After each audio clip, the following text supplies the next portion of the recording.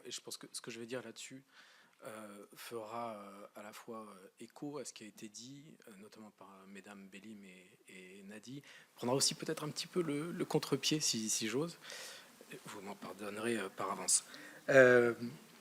D'abord, une petite précision. Le logiciel, c'est quoi? Le logiciel, c'est un principe au sein de l'Union européenne qui est celui d'une concurrence libre et non faussée. Et c'est un principe qui date du traité de 1957.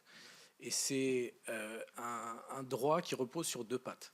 Première patte, c'est l'interdiction des pratiques anticoncurrentielles. Ça, c'est dans le traité, auquel on a ajouté un peu plus tard le contrôle des concentrations. Et l'autre patte, c'est le contrôle des aides d'État. Et le rôle de la Commission, c'est d'être la gardienne des traités et de faire appliquer ce droit. Et dans son application, c'est un droit qui a quand même un avantage fondamental, c'est qu'il est très plastique. Il définit des règles qui sont générales, mais qui vont s'adapter à toute situation de marché. Rien n'est prédéfini. En particulier, pas les marchés sur lesquels notre contrôle et nos instructions vont s'appliquer. C'est un droit qui s'applique quelle que soit la taille et les caractéristiques des marchés qui sont concernés. Le type de comportement que l'on va regarder aussi n'est pas non plus prédéfini au-delà des principes généraux prévus par le droit. Donc tout ça pour dire qu'en tant que tel, c'est un droit qui n'a pas vraiment besoin d'être changé pour pouvoir s'appliquer à l'outre-mer. Alors quand je dis ça, attention, je fais abstraction de la question des aides d'État dont je parlerai dans un second temps. Ça ne veut pas dire qu'on ignore les différences de ces territoires, ça veut dire qu'on a par définition les moyens de s'y adapter. Parce que des marges d'interprétation et d'adaptation dans le droit de la concurrence, on en a partout. Pensez à la définition des marchés. La Commission européenne s'intéresse à des affaires qui vont concerner des marchés qui peuvent être globaux, qui peuvent être européens ou qui peuvent être locaux, voire très locaux. Évidemment, un marché insulaire, c'est un marché qui a vocation à être considéré de manière distincte. Et c'est pour ça qu'on est capable parfois, même de Bruxelles, de prévenir des risques qui vont concerner l'outre-mer. Je vais vous donner quelques exemples concrets. En 2024, quand CMA, CGM veut racheter Bolloré Logistics, on voit que la concurrence risque d'être restreinte dans les territoires de la Martinique, de la Guadeloupe et de la Guyane. Donc on intervient de Bruxelles, on rend obligatoire la cession des activités de services de transit dans ces territoires. Le droit européen ne s'applique qu'aux États membres de l'Union européenne, mais on travaille en coopération étroite avec d'autres autorités, et en l'occurrence notamment avec l'autorité de la concurrence de Polynésie française et l'autorité de la Nouvelle-Calédonie, qui elles aussi vont prendre des mesures en coopération avec nous, dans les mêmes logiques, mais pour protéger leur propre territoire. Autre exemple, on remonte en 2014, l'opération Holcim Lafarge, deux producteurs mondiaux de ciment et de béton, mais la production de ciment et de béton, c'est une affaire locale. C'est des carrières, c'est du broyage, ce sont des terminaux de distribution. Donc on a beau avoir une fusion globale, on a des marchés affectés qui sont très locaux. Et on va voir à Bruxelles qu'on a une opération qui risque de porter atteinte sur de nombreux marchés locaux dans de nombreux États membres. Et en France, on va intervenir notamment pour protéger les marchés réunionnais où Lafarge va devoir céder la quasi-totalité de ses activités à un opérateur indépendant pour préserver la concurrence localement. Donc, je vous rassure néanmoins, les affaires qui concernent très spécifiquement l'outre-mer, ce n'est pas vraiment le quotidien de la Commission européenne. Pourquoi? Parce que le droit de la concurrence européen s'applique seulement quand le commerce intracommunautaire est affecté. Et ça ne sera pas le cas si on est face à des pratiques qui sont locales, infranationales, ce qui est typiquement le cas sur les marchés ultramarins.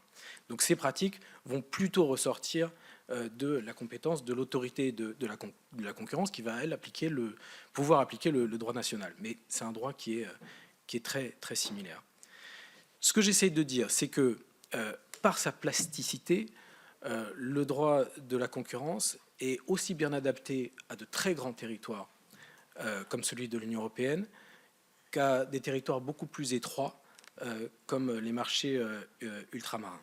Ce qui fait la différence entre les deux dimensions, ce n'est pas juste la taille, ce sont évidemment les enjeux économiques auxquels on fait face et qui sont différents, et on en est conscient et on s'y adapte. Et en Outre-mer, on est bien conscient que l'enjeu, ça va être, d'un point de vue de la concurrence, ça va être l'exposition à la dépendance aux importations et à des obstacles très concrets de développement des industries locales.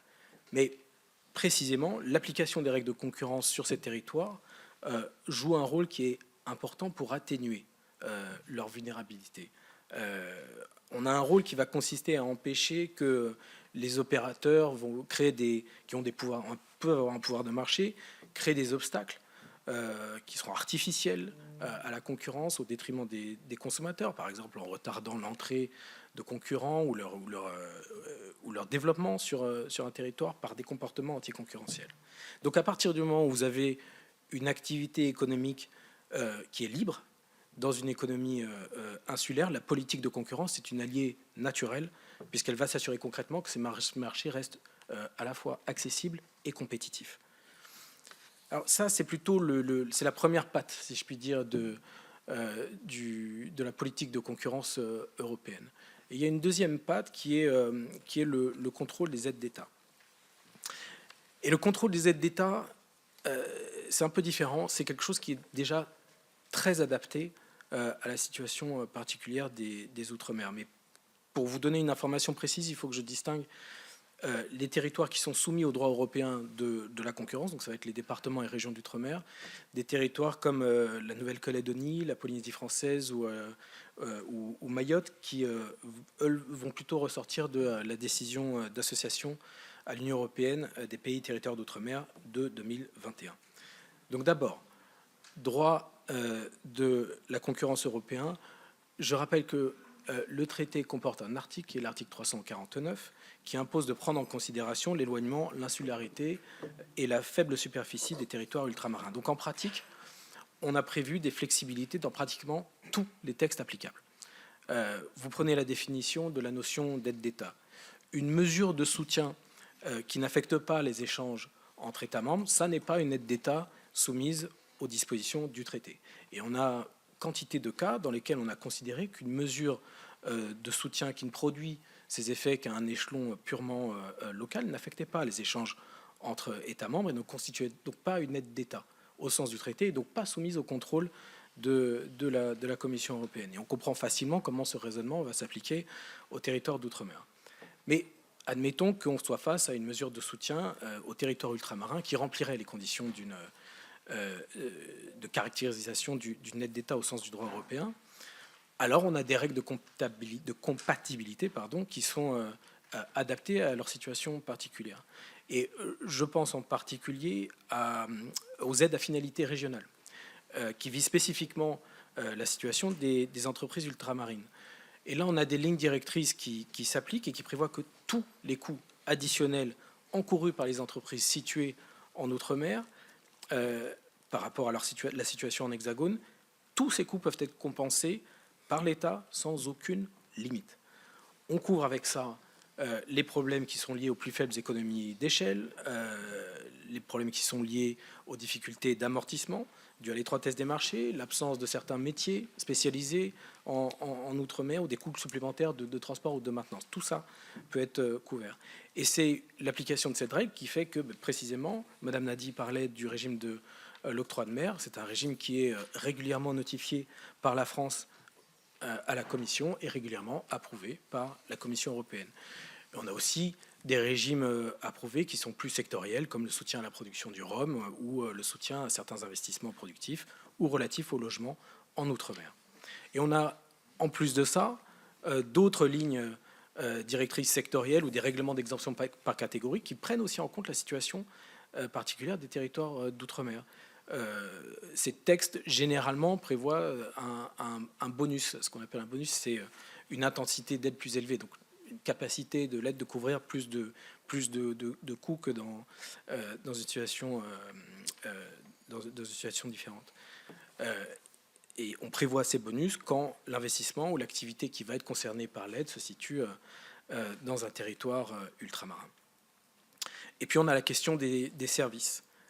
On a un régime spécifique qui s'applique, qu'on appelle le régime des services d'intérêt économique général.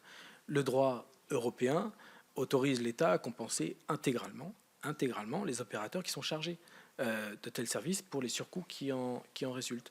Et les principaux domaines concernés, ça va être les transports, la santé, le logement ou les services postaux.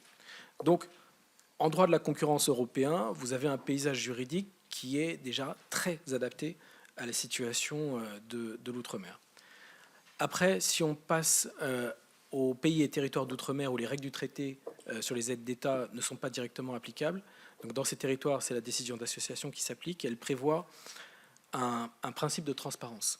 Ce qui veut dire que ces territoires adoptent des législations qui vont assurer la transparence des subventions, qui vont affecter des marchandises qui ont une incidence négative importante sur les échanges avec l'Union européenne. Qu'est-ce que ça veut dire ? Concrètement, dans l'Union européenne, la Commission européenne et les autorités nationales tiennent des registres qui vont donner accès aux entreprises et aux citoyens à des informations sur les aides d'État qui sont octroyées. Et grâce à ces registres, on peut facilement avoir l'aide, le nom du bénéficiaire, son montant, sa localisation, etc. Et le but de cette transparence, c'est de promouvoir la responsabilité des autorités qui accordent des aides. Et une transparence sur les aides, c'est souvent le premier pas vers leur maîtrise, et ça permet aussi d'aider à identifier et à éviter des allocations qui sont inefficaces. Donc voilà. Et si jamais, un simple message pour en terminer, certains pays et territoires d'outre-mer s'intéressent à un aspect particulier sur le contrôle des aides d'État de l'Union européenne, c'est avec plaisir qu'on partagerait notre expérience. Merci beaucoup. Donc si je comprends bien, pour la partie, je dirais, concentration et pratique anticoncurrentielle, finalement, le logiciel fonctionne naturellement, quelle que soit la taille du marché. Et pour les aides d'État, alors c'est un petit peu différent, mais les adaptations sont déjà très largement dans les textes. Et le registre de transparence, je pense que c'était utile de le rappeler, parce qu'effectivement, c'est un outil qui, je pense, est probablement pas assez utilisé et probablement qui mériterait d'être plus connu et diffusé. Alors, précisément, j'ai compris de votre intervention, donc en matière de pratique anticoncurrentielle, finalement, les mêmes règles, il n'y a pas tellement vous considérez qu'il n'y a pas tellement de raisons d'utiliser des règles différentes, les mêmes règles fonctionnent. Alors là, je vais me tourner vers votre voisin, qui est précisément, enfin, vos deux voisins, qui sont précisément dans des cadres différents, mais en charge d'aller identifier les obstacles très concrets, c'est-à-dire les pratiques qui font obstacle à la